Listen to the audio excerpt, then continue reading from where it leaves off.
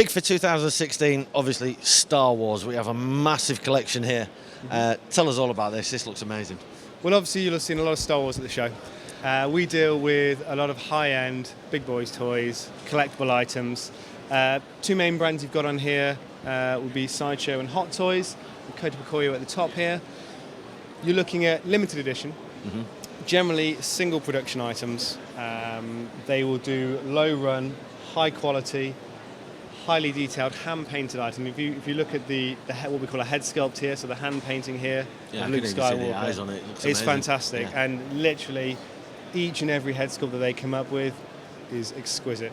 And obviously, Star Wars being such a huge license, since Christmas we've started getting the new characters coming through from the new movie, and you've got classic, so the Sand Trooper and Luke from A New Hope.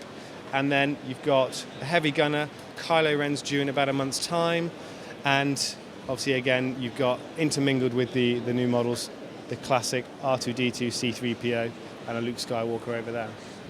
Looks amazing. Yep, Darth Vader you've got in the centerpiece is our focal point. He is going to be due to release, I believe, second part of the year. Right.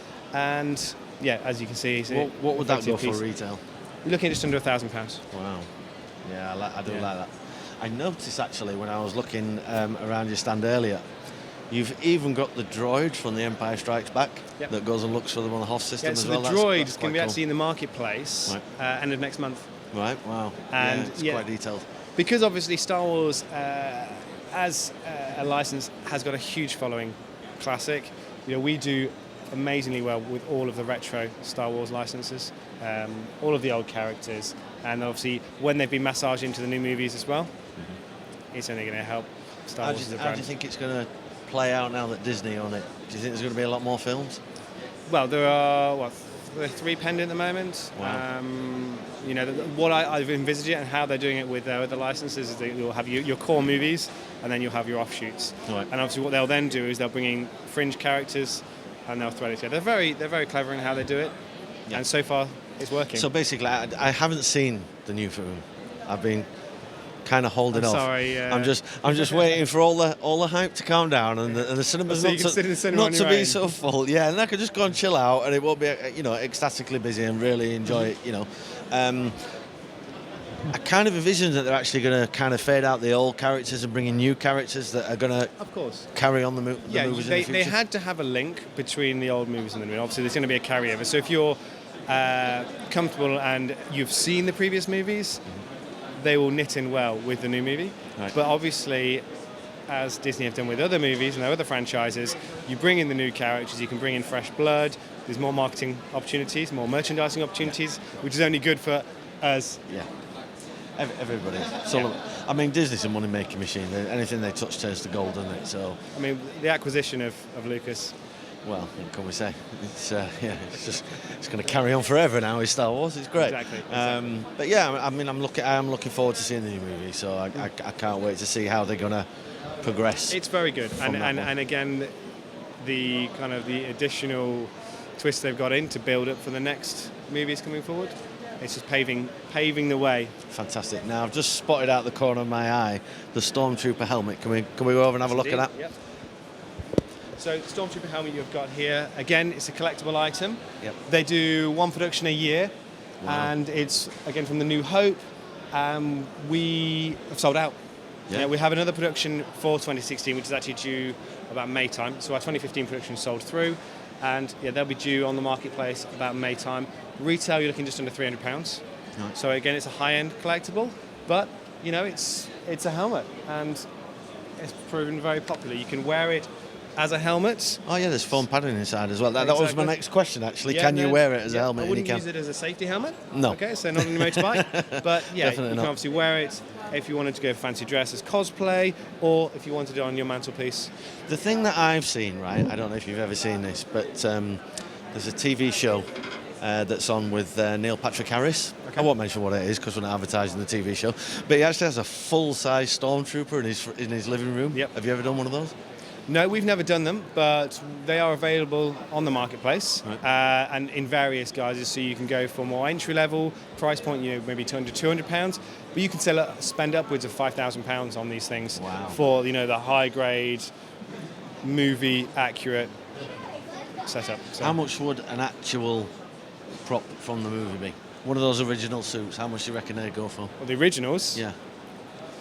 Because the Stormtrooper ones must have been mass produced for the movie. It's like something like that is worth what someone would be willing to pay for it. So you could say upwards of 100,000, $1 million.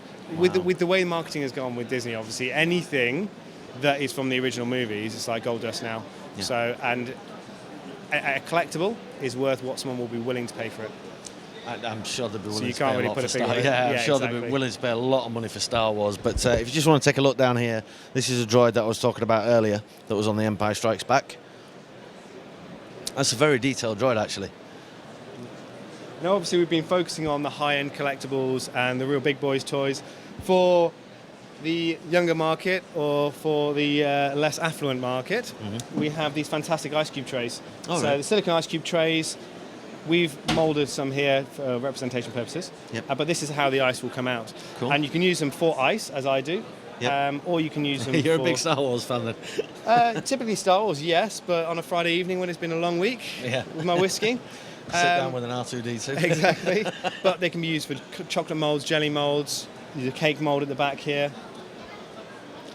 X-Wing fighter. That's really cool. I like that. And you've got chopsticks, and you've got light-up chopsticks. You've got an LED Right. inside so they can light up. And again, you've got classic, and you've got modern. So you've got Kylo Ren's lightsaber. Fantastic. There's a lot of other things as well that I see behind me. Should we go Sure. through, starting Yeah. from... I see Batman hiding there in the corner. Yep. So you've got the Bat from the Dark Knight series, and you've got Batman and the lady in there. And this has just come into the marketplace, actually. This arrived with us a couple of weeks ago. It's Right. the Bat. Retail, you're looking at about $699.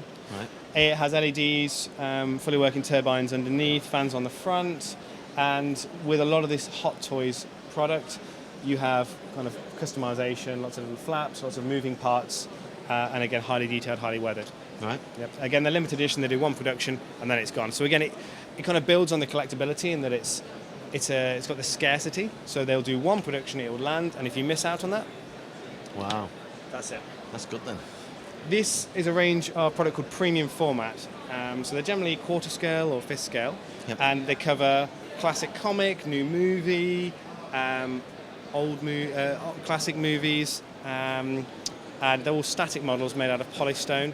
Retail, you're looking at £500 to £700. Wow. Again, a lot of them are limited run, so they could be as limited as, say, 500 pieces worldwide. Right. So again, it's the sort of thing where it's a pre-order game where they get announced, they sell through, and once they've gone, unless you're looking on the aftermarket, you won't find them again.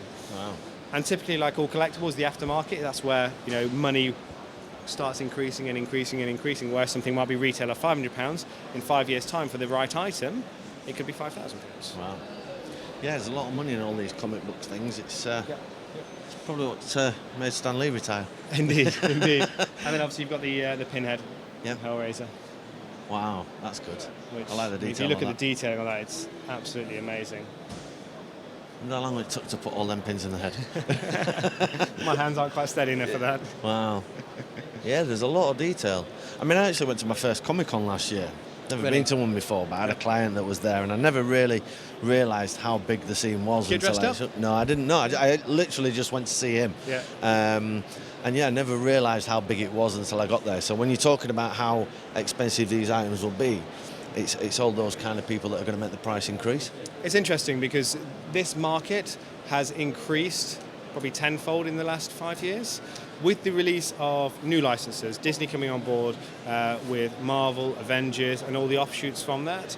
This, what I would call a niche market, is becoming more and more mass market as it's becoming cooler to be geek. Do you think something like The Big Bang Theory's helped that, the TV show? Definitely. I think it's all encapsulating. I think that's kind of a product of the market in general being more accepting of that geekiness. So I wouldn't necessarily put it down to an individual TV show, movie, comic, etc. I think it's kind of multifaceted. The whole thing embroidered together has made it big. Excellent. Well, thank you very much for showing us all. These are fantastic. These are absolutely amazing. The detail is great. And there's a couple of items in here that I'd love to be able to afford myself. You and me both. Excellent. Thank you very much. Thank you very much.